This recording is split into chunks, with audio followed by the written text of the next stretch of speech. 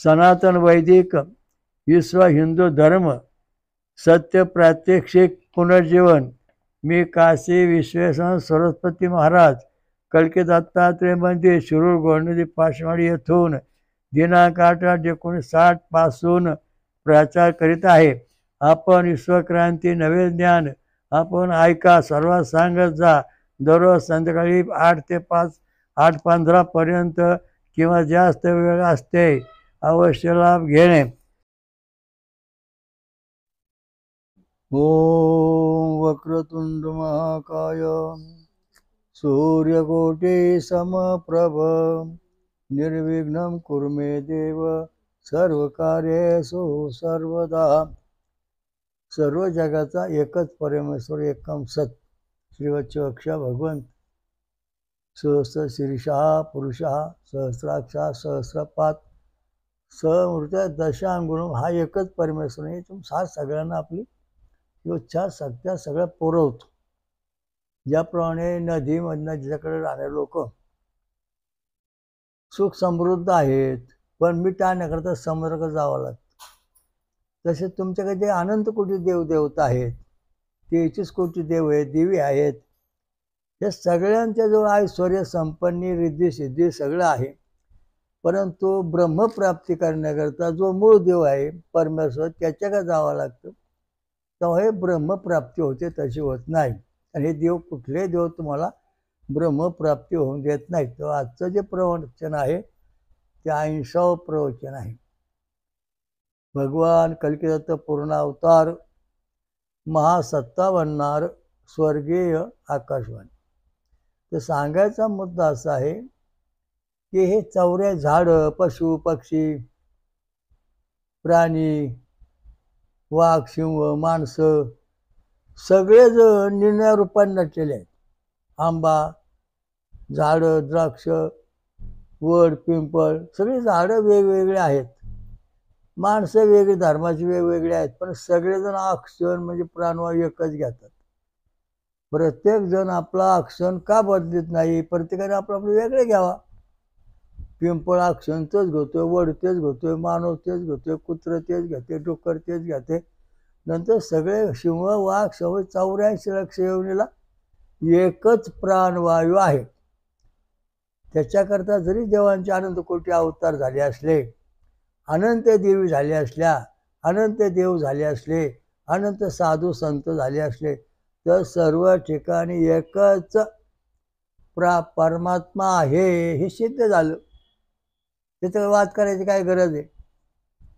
ती दुर्गादेवी वेगळी, ती महालक्ष्मी वेगळी, आपण ते सगळ्यांच्या आतमध्ये जे आहे ते एकच परमात्मा आहे ना।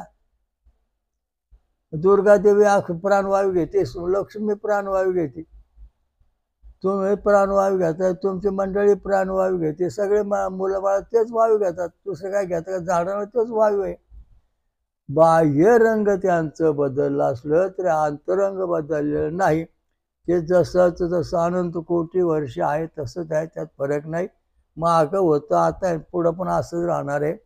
म्हणून किती जरी देवधर्म झाले तरी सर्व ठिकाणी एकच परमात्मा आहे श्रीवत्सवक्षा भगवंत सहस ओम सहस शीर्षा पुरुषा। हा परमेश्वर सर्व देवांच्या सर्व जीवांच्या ठिकाणी परिपूर्ण वास्तव करून आहे। त्याच्याकरता निर्णय देवांचा वाद करीत बसण्याचा काहीच अर्थ नाही। गणपती ब्रह्मदेव विष्णू शंकर इंद्र दत्त विराट हे सगळे ठिकाणी परब्रह्मच आहे। आणि हे जे परब्रह्म आहे ते परब्रह्म सर्व ठिकाणी सारखंच आहे, त्यात काय बदल नाही। हा सनातन विश्व हिंदू धर्म आहे वैदिक। सनातन वैदिक विश्व हिंदू धर्म जो आपला आहे तो धर्म जो आहे सर्व जगाचा तो एक सर्व एकच हवा आहे।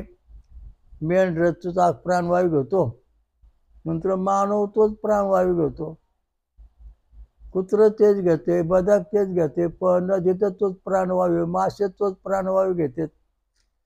नदीत तरी समुद्रातळा मासे असले, जे प्राणी पाण्यामध्ये आहेत त्याला सुद्धा हाच प्राणवायू आहे, पाण्याच्या बाहेर असणारा हाच प्राणवायू आहे। याच्यावर विचार करा ही सर्व ठिकाणी एकच परमेश्वर आहे, दोन नाहीत. बाह्यरंग तुम्ही जरी 6 आंबे झाडाखाली बसला, हा लिंबाच्या झाडाखाली बसला, पण हे कुठल्या झाडाखाली जरी बसला तरी त्या दोन्ही झाडामध्ये प्राणवायू एकच आहे. तसं तुम्ही कुठल्या देवापुढे गेला, कुठल्या देवाची भक्ती केली, काय केलं, तर सगळ्या ठिकाणी एकच परमेश्वर आहे. जळी स्थळी काष्टी पाषाणी एकच परमेश्वर आहे. ही जेव्हा तुम्हाला दृष्टी निर्माण होईल तेव्हा तुम्हाला खरं ज्ञान प्राप्त होईल. ही आमची कुळदेवी, ती तुमची कुळदेवी, ह्याचं कुळदेवी, ह्याचा हे देव, हा याचा देव. पण हे सगळे देव जे आहेत हे सगळे प्राणवायू घेणारे आहेत. म्हणून कुठल्या देवाचा छोटा मोठा भेदाभेद करण्याचं काही कारण नाही, कुठल्या धर्माचं निंदा करायचं काहीच कारण नाही. कारण का प्रत्येक धर्मात प्रत्येक जीवामध्ये प्राणवायू आहे. त्याचप्रमाणे प्रत्येक ठिकाणी जो आहे तो सहस शीर्षा पुरुष हा परमेश्वर आहे. आणि त्या दृष्टीने भक्ती मार्ग म्हणजे सुलभ आणि सरळ, याला सनातन म्हणते. सर्व ठिकाणी एकच परमेश्वर आहे, सर्व ठिकाणी एकच प्राणवायू आहे. आणि सगळे वृक्ष झाडं 84 लक्ष तोच वायू घेतात. तसं 84 लक्ष जरी येऊन निर्माण झाली असल्या तरी सर्व ठिकाणी एकच भगवंत परमात्मा आहे. वत्सवक्षा भगवंत सहस शीर्षा पुरुष हा मात्र मुद्दा आहे. एकच ब्रह्म आहे. ते नाश पावत नाही, जन्माला येत नाही, मोठे होत नाही, छोटे होत नाही. ते कुठून आलं नाही, कुठे जाणार नाही, त्याचा अंत लागत नाही. म्हणून त्याला ब्रह्म म्हणजे ब्रह्म सर्वात मोठं म्हण असं त्याचा अर्थ आहे. आता पुढची रुची आजची काय सांगते याला जोडून ते पाहू. ओम येशा वसुनिम पिबधना परुषाहम वयेयवान ते अवसादेषु गच्छति. हा सोम परमात्मा जो आहे धनासाठी कष्ट होऊन राक्षांना दूर करून नष्ट करून कायदेशीर मार्गाने राहणाऱ्या लोकांकडे जात आहे. आता याच्यामध्ये फार महत्त्वाचा मुद्दा आहे, परिपूर्ण कायदा आहे. हा जो सोम परमात्मा आहे हा धन मिळवण्याकरता मोठा प्रयत्न करतो आहे, सगळ्यांना सुखी मिळवण्याकरता मदत करतो आहे. आणि त्याप्रमाणे याचं रहस्यमय कथा अशी आहे की तो सोमरस पिळतो आपण, म्हणजे नेमकं काय होतं, शत्रूंना नष्ट करतो, जंतूंना नष्ट करतो. मग आपले शत्रू कोण? प्रत्येक माणसाच्या शरीरात 6 शत्रू असतात. काम, क्रोध, लोभ, मोह, मद आणि मत्सर हे 6 शत्रू आहेत. हा सोमरस पिल्यानंतर 6 शत्रू हे शरीराला सोडून जातात. म्हणजे माणूस निर्व्याप निष्कलंकित होतो. देवाला सुद्धा सोमरस दिल्याशिवाय त्यांना जय मिळत नाही. पैलवानाला दूध पाजून खोराक लावल्याशिवाय तो आपल्या बाजून लढून जय मिळू शकत नाही. तेव्हा सोमरस पेल्याशिवाय ईश्वर प्राप्ती होत नाही. हा महत्त्वाचा मुद्दा आहे. रिद्धी सिद्धी ऐश्वर्य धन कष्ट हे सगळे मिळवण्याकरता सहज सोपा उपाय व्याधात सांगितला की तुम्ही सोमरस प्या. म्हणजे फळांचा रस, ऊसाचा रस, नारळाचं पाणी, फळानंतर साबुदाण्याची खीर, आमरस, हे ज्या गोष्टी आहेत ह्या सगळ्या गोष्टी ज्या आहेत त्या 1 नंबरचा सोमरस म्हणजे ऊसाचा रस. आता ऊसाचा रस आणि त्या ऊसाच्या रसापासून गूळ तयार होतो. तर ऊसामध्ये ज्या सोमरसाचे जे गुणधर्म आहेत ते ऊसाच्या गुळामध्ये सगळे येतात, पण साखरेमध्ये कमी जास्त असतात. म्हणून जो सोमरस म्हणतो आपण, तो सोमरस म्हणजे दुसरा तिसरा कोण नसून आपला सोमरस म्हणजे ऊस आहे. आता हिमालयामध्ये सोमवल्ली आहे, आपला ऊसमध्ये सोमवल्ली आहे, युक्षुवल्ली. आपल्या ऊसाचं नाव आहे युक्षुवल्ली आणि ती सोमवल्ली. तर याचं कारण असं आहे की दोन्ही रस काढा, ऊसाचा रस काढा आणि त्या हिमालयातला सोमवल्लीचा रस काढा. ऊसाचा रस जरा हिरवट आहे, ते पण हिरवट आहे. दोघांमध्ये दूध होता. तर आपला जो ऊसाचा रस आहे त्याचा रंग बदलणार, करडा रंग बदलणार, त्याचे घटक बदलणार. पण जो हिमालयातले जे सोमवल्ली आहे हिरवट रंगाची, त्या ठिकऱ्या ठिकऱ्या होणार दिसणार तुम्हाला. म्हणजे परिपूर्ण रस करडा रंग बनन किंवा नाही शंका आहे. म्हणून हा जो सोमरस आहे हा महत्वाचा आहे. ऐश्वर्य, संपत्ती, शक्ती, संतती हे सगळ्या गोष्टी ह्या सोमरसातून प्राप्त होतात.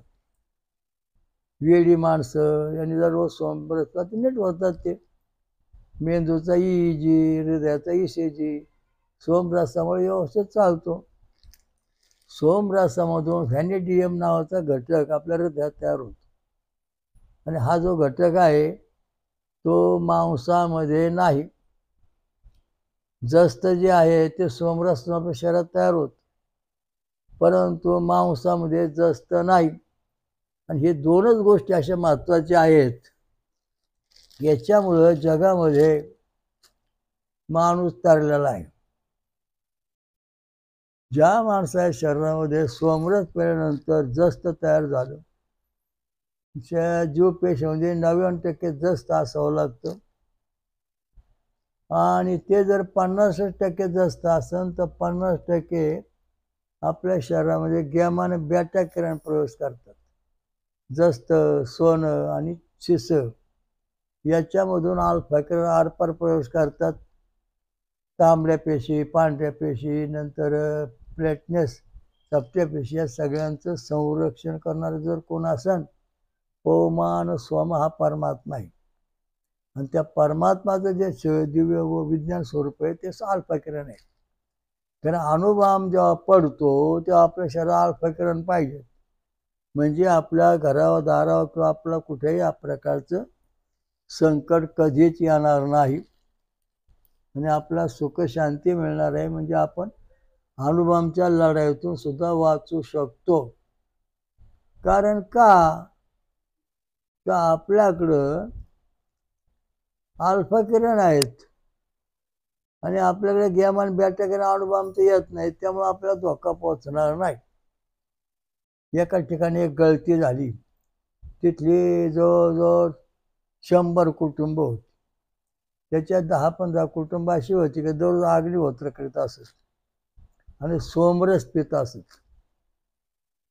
आणि ज्यावेळेला गळती झाली त्यावेळेस तिथली सगळी माणसं, गुरं, वासं सगळी मिळली.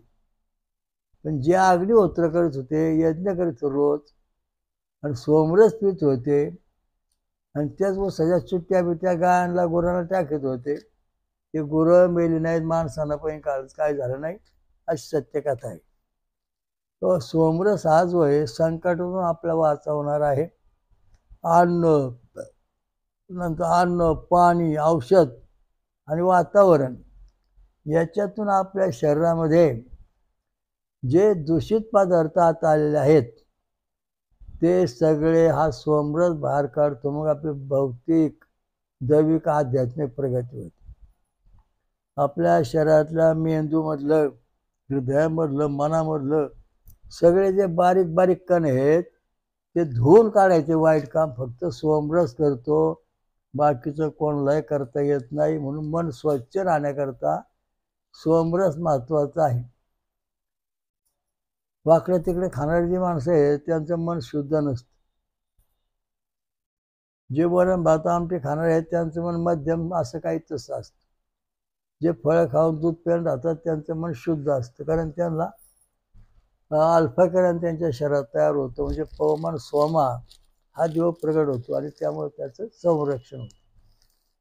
पूर्वी मोठमोठी संकट यायची, डायनासोर होते, नंतर आर्य समाज म्हणजे हिंदू समाज होता पूर्वी, आणि त्यावेळेस परिस्थिती अशी की नदी, वढे ह्या सगळ्या ठिकाणी हा सोमरस म्हणजे ऊस, रान ऊस आणि गावरान ऊस हे दोन्ही वाढलेले असतात. हिमालयामध्ये जो आहे तो रान ऊस आहे आणि आपल्याकडे जो ऊस आहे तो गावरान ऊस आहे. हे जनावरांना खाऊ घालीत असत, माणसं ऊसाचा रस पित असत. आणि ज्या वेळेस त्या माणसाची होती पूर्वीची आर्य समाजाची किंवा हिंदू किंवा सगळ्या समाजाची, तर त्यांच्या शरीरामध्ये जस्त तयार व्हायला. मग हा सोमपावमान सोम हा देव प्रगट झाला. मग त्याच्यातून अल्फाकिरण शरीरात तयार झालं. आणि हे डायनासोर जे होते ते मांसाहार करणारे किंवा वाकडे तिकडे खाणारे होते. त्यांच्या शरीरामध्ये कुठूनही जस्त तयार झालं नाही. हृदयाला बळकटपणा येण्याकरता व्हॅनेडियम रुपेरी पांढऱ्या रंगाचा धातू नंबर 4 तो तयार झाला नाही. त्यामुळं हे डायनासोर मेले, चळून संपले. माणसं राहिली का? तर माणसा सोमरस व्याधामध्ये वर्णन का केला?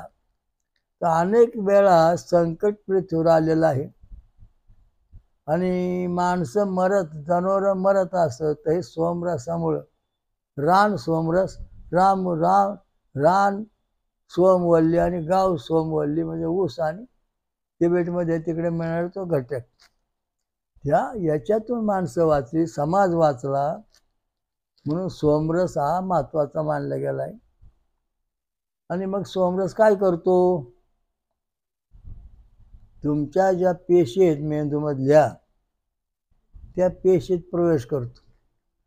मग तुमची स्मरणशक्ती वाढते, ज्ञानशक्ती वाढते, दिव्य दृष्टी प्राप्त होते, मग सत्य ज्ञान मिळतं. जगात देव काय बोलतात ते तुम्हाला तुमच्या ऐकू येतं, तुम्हाला शब्द ऐकू येतात, देवांचे संदेश ऐकू येतात. ज्याप्रमाणे आपण बॅटरी चार्जिंग करतो आणि मोबाईल लावतो तेव्हा आपण बोलतो, तो पण बोलतो, आपलं ऐकू येतो. तसं आपलं शरीर स्वरमय बनायचं म्हणजे सोमरस त्याला पाहिजे. आणि तो पेल्यानंतर मग आपण देवा बोलू शकतो, देव आपलं बोलू शकतात, संदेश देऊ शकतात. मोठमोठे साधू, महान संत किंवा जे शास्त्राने शोध लावणारे आहेत यांचा हार सोमरस तत्वाला धरून असतो. आणि त्यामुळं शोध लागलेले आहेत मोठमोठ्याने. आता एकदा असं झालं, एक मशीन इथं आणून रस्त्यावर आणून बिघडलं, ते काय दुरुस्त होईना. तेव्हा ते माणसं म्हणले हा या हे मशीन दुरुस्त होण्याकरता खूप फिटर आणले, कोणाला काही जमलं नाही. म्हणजे मशीन दुरुस्त होण्याकरता परदेशातून जेव्हा फिटर येतील तेव्हा हे मशीन चालन, तसं चालणार नाही. मग त्यातले 2-3 साहेब माझ्याकडे म्हणे, महाराज आमच्या मशीनला काय झालं ते सांगा. मी काय बोललो, आता मशीन, त्या मशीनमध्ये काय होते आपल्याला काय माहिती. पण थोडं म्हणजे मला समाधी लागली आणि मग मला चित्र दिसलं. हा टिंब, हा टिंब, हा टिंब, ही वायरीचा जोडा, ही वायरा जमीन कशा काढा, त्यांना दिला बा ही वायरी अशा जोडा. तिथे गेल्यानंतर त्यांनी पाहिलं तर ह्या वायरी त्या मशीनच्या उलट्या पालट्या जोडलेल्या होत्या. मग त्या वायरी काढून ज्या मला झालेल्या दृष्टांताप्रमाणे त्या वायरीला मशीन चालायला लागलं. हे ज्ञान कुठून आलं? हे ज्ञान कोणी दिलं? तर मी ते विचार केला नव्हता, पण माझ्यासमोर ते चित्र आणि मी नकाशा काढून दिलं. त्याचं कारण काय? तर जो सोमरस आहे तो पिल्यानंतर तुमचं शरीर जे आहे ते रडार यंत्रासारखं तयार झालं. आणि तुम्हाला जो प्रश्न पडला तर परमेश्वराने वरून संदेश पाठवून त्या घटना दुरुस्त करायला दाखवल्या. मग अशा दृष्टीने तुम्हाला ज्ञान होणार. नवीन शोध लावायचे कसे, हे करायचे कसं, याचं परिस्थिती अशी आहे. बरेच शोध स्वप्नात माणसांना असे स्वप्नात लागले किंवा ध्यानात बसून लागलेले आहेत. त्यांची नावं सांगत नाही, पण असे बरेच शोध आहेत की ज्या शास्त्रज्ञांना समजत नव्हतं जोडून कसं तयार व्हायचं. पण असे बसल्यानंतर त्यांना असं दृष्टांत झालं, हा बिंदू इथं जोड, ही वायर जोड, ही वायर जोड. मग त्यांनी असं चित्र काढलं त्या दृष्टांत झाल्याप्रमाणे. आणि ते वायर किंवा दोन्ही जोडल्यानंतर लगेच ते मशिनरी काही नवीन TV सारखे यासारखे अद्भुत कला बाहेर आली. हे ज्ञान कोणी सांगितलं?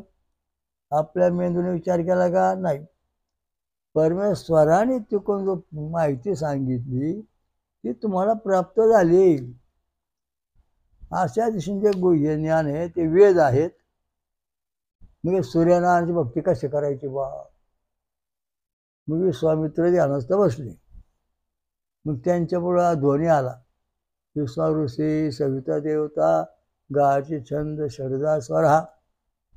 ओम भूम भुवा ओम स्वा ओम महाजनम तमं सत्यम ओम तत्सवितुर्वरेण्यं भर्गो देवस्य धीमहि धियो यो नः प्रचोदयात्. असा ध्वनी ऐकल्यानंतर विश्वामित्रा ऋषींनी आपल्या त्या भोजपद किंवा एखाद्या विशेष कागदावर तो लिहून काढला. हे सगळं जे वेदातलं ज्ञान आहे हे अपरोक्ष म्हणजे आपल्याला माहीत नसताना ते ज्ञान प्राप्त होत.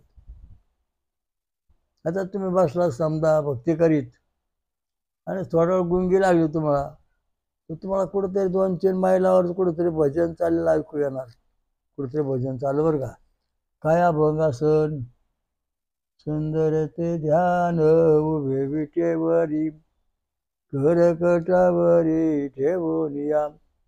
असं तुम्हाला आवाज आल्यानंतर तुम्ही काय केलं, जे हुशार होते आणि लगेच भराभर वही लिहून काढा तो अभंग. आणि नंतर थोडं ते सगळं बंद झालं. आणि मग पुन्हा वाचलं की हा अभंग जो हा कोणाचा आहे, जसा तसा आपला कसं काय ऐकू आला. याचं कारण आहे की ते व्यक्ती जे साधक आहे ते फळ खातात, दूध पितात, सोमरस पिऊन राहतं, हलकं अन्न खातात. म्हणून त्यांना हे दिव्य ज्ञान प्राप्त होतं, सामर्थ्य प्राप्त होतं. आणि हा सोमरस जो आहे हा राक्षसांना पचत नाही. राक्षस पेल्यावर मरतात. अमृत पेल्यानंतर राक्षस जीवन राहतात, माणसं पण जीवन आणि देव पण जीवन राहतात. पण हे सोमरस वाईट काम आहे. आता ऊसाचा रस घ्या, दारूचा ग्लास घ्या, दोन्ही भरून ठेवा. जरा बर्फ आणावं आणि ठेवा त्या ऊसा रसावर त्या ग्लासावर, आणि तितकाच मापाचा बर्फ त्या दारूच्या ग्लासावर ठेवा. ठेवल्यानंतर ऊसावर त्या तो पाण्या ऊसाच्यावर ठेवला बर्फ तारंगलेला आहे आणि हळूहळू वितळत आहे. आणि दारूच्या ग्लासात ठेवलेला जो बर्फ आहे तो एकदम तळा जाऊन पळला आणि फुटला. म्हणजे याचा अर्थ असा आहे की दारू पिणारी जी माणसं आहेत ते जर रस कायम पेले तर कुठल्या तरी मोठ्या रोगाला बळी पडणार, नष्ट होणार. म्हणून राक्षस दारू पिणारे वाकडे ते, म्हणून त्या राक्षसांना सोमरस चालत नाही. कारण सोमरसचं प्रात्यक्षिक तुम्हाला दाखव की तुम्हाला सोमरस आणि ऊसाचा रस हे दोन्ही गळाचे प्रयोग तुम्ही करून पाहिले की तुम्हाला कळन का याच्यामध्ये असं आहे. म्हणून हा सोमरस राक्षसांचा नाश करणार आहे, जंतूंचा नाश करणार आहे. म्हणजे ऊसाचा रस म्हणजे घनता आहे, ते दारूच्या ग्लासात नाही. म्हणून तो निगेटिव्ह आहे आणि ऊसाचा रस पॉझिटिव्ह आहे. म्हणजे दारू पिण्याची सगळी समाज आहे तो निगेटिव्ह होत जाणार आणि त्याच्या काळजाला, हृदयाला, लिव्हरला भोकं पडून तो राम राम ठोकणार. ऊसाचा रस पिणारा जो सोमरस पिणार आहे त्याच्या शरीरातली पडलेली भोकं छिद्र बंद होणार आणि तो व्यवस्थित चालणार. एक व्यक्ती होती तर त्या व्यक्तीच्या त्या मुलाच्या शरीरात 16 होल होते. कुठल्या डॉक्टरने ती केस घेतलीच नाही आणि हा काय पोरगा जगणार नाही त्याने सांगितलं. माझ्याकडे संध्याकाळी आल्यानंतर मी म्हणलो बाबा देवाची भक्ती करून होईल काहीतरी बघू. त्यानंतर आशा वाटली. मग दुसऱ्या सकाळी सांगितलं की तुम्ही आता फळांचा रस, दूध आणि नंतर ऊसाचा रस पेत चला. आणि दुसरा एक मनुष्य होता तो म्हणला मी काय करू. म्हणजे तुझ्या मनाप्रमाणे कर, तू असंच कर. नाही म्हणे मी दारू पेन म्हणे. तो दारू प्यायला तिकडे घरी गेला. ह्या 17 होल जे होत्या मुलाच्या हृदयाला त्याने सोमरस 2 महिने दिला आणि मग परत त्या हॉस्पिटलमध्ये दाखवलं तर ते कुठे हृदयाला कुठं छिद्र नाही. डॉक्टर म्हणले ओके झालं. कुठे गेलता, काय औषध घेतलं आणि काय सांगितलं, चौकशी झाली. तर त्यांनी सांगितलं चौकशी झाली आणि मग त्या चौकशीप्रमाणे हे सगळं मग आमचं त्यांचा संवाद झाला. मग त्याला आम्ही सांगितलं ह्या ज्या गोष्टी आहेत त्या परमेश्वराच्या छंद आणि स्वरांच्या स्वाधीन आहेत. हा मूळ हा दुसरा जो होता तो दुसरा होता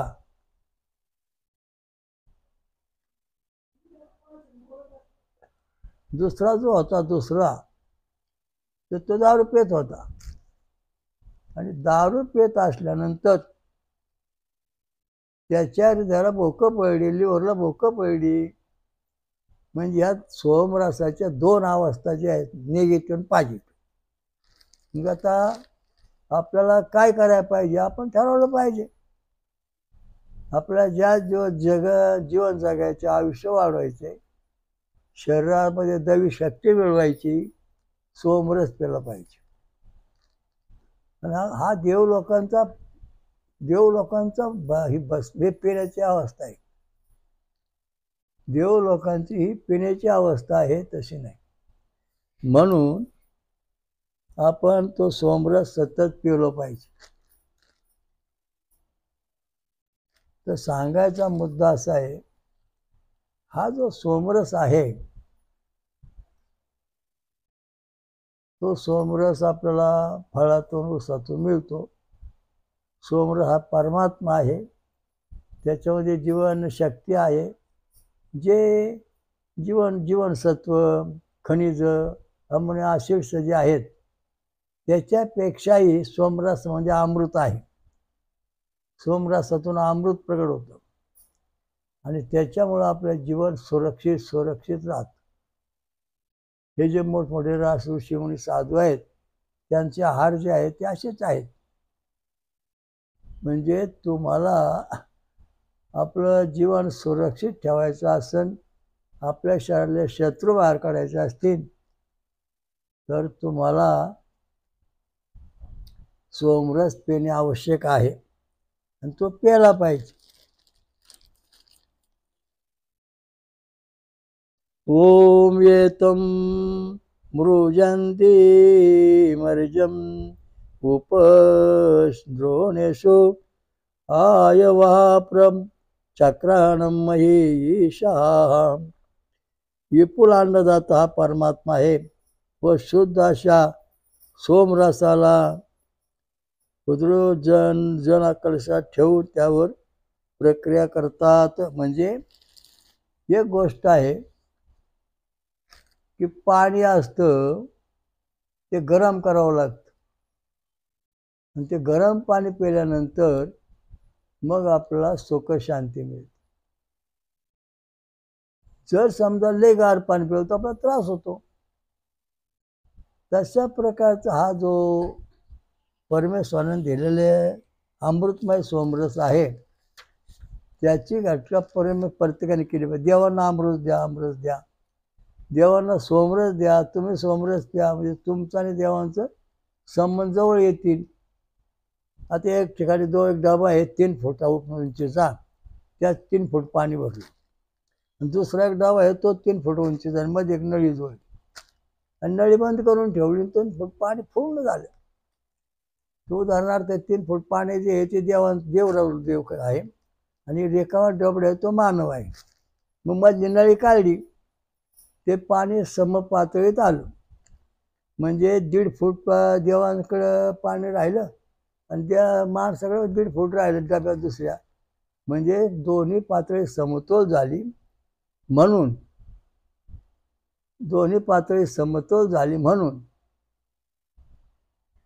म्हणून देव आणि मानव एकमेकांशी बोलायला लागले, संबंध साधायला लागले. देवांचं शरीर जे आहे ते ब्रह्मवज्र कवचमय आहे.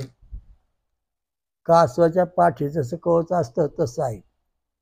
आणि देवांच्या शरीरामध्ये कुठं हाडं मांस अजिबात नाही, लक्षात ठेवा. अद्भुत शरीर आहे.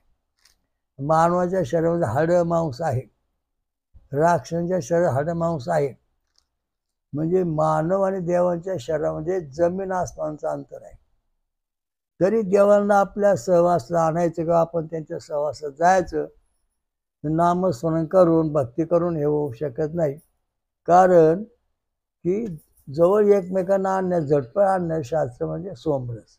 आणि तो सोमरस आपण जर पिलो तर आपण आणि देव एकमेकांशी बोलू शकतो, सायुज्य मिळू शकतो. कसं? नदीला नदीमध्ये मीठ नाही. नदीनेच मग पाणी दिलं, घरदार फळं केलं, शेतीवाडी सगळं पिकलं, झाडं झुडं पशु पक्षी फळं खूप आली, झाडं खूप, पैसा खूप मिळाला.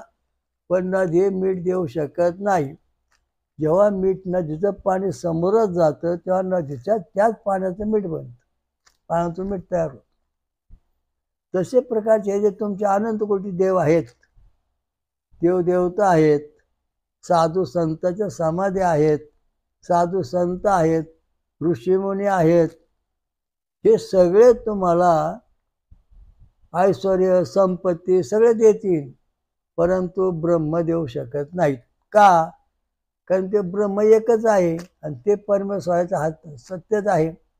जेव्हा तो सहस शीर्षा पुरुषा हा जो महासमुद्र आहे, सागर आहे परमेश्वर, त्याच्या चरणाजवळ सगळे देव जातील, सगळे साधू संत जातील, सगळे मानव जातील अभ्यास करून, तेव्हा त्यांना ब्रह्मप्राप्ती होईल. तशी होणार नाही. इथं काय घरी बसून वर्ण भात खातो, मी ब्रह्म आहे, पडा माझ्या पायी, मी अमुक आहे, देव पडा माझ्या पाय. तुम्ही देव नाही, कोणी नाही, काही नाही. का? तर तुमचं आचरण जे आहे ते वरण भात आमटी आणि अमंगळामध्ये गेलेलं आहे, त्यामुळे तुम्ही ईश्वर प्राप्ती करू शकत नाहीत. जे फळं खाऊन राहतात त्यांना फक्त ब्रह्म आणि ईश्वर प्राप्ती होते, ते परमेश्वराजवळ जातात. म्हणून संपूर्ण वेदामध्ये सगळ्या देवांचं लक्षण सांगितलं. सोमरस पाहिजे 33 कोटी देव, आणि त्यामुळं आपल्याला सुख शांती मिळते, आनंद मिळतो. त्याच्याकरता आपण त्या गोष्टी परिपूर्ण केल्या पाहिजेत. बोला श्रीरामलिंग महाराज की जय. श्री हयग्रीव घोड़ी गंगा मैया की जय. स्वयंभू विश्वराजा सोम सहशीर्षा सहस्रपादमूर्तर्दशांगुलम. स्वयंभू विश्वराजा कलकत्ता महाराज के जय. जगत आणि महाराष्ट्रात पाचो महाशक्ती निर्माण करणारी महापंचसागरेश्वरी दुर्गामाता की जय. कालभैरव की जय, शरीश्वर की जय, कंठेश्वर की जय, हनुमान की जय, सर्व देव की जय, पांडुरंग सर्व देवता की जय, लक्ष्मी की जय. सर्व गुरुदेव दत्त. हरि ओम तत्सत. ओम शांति.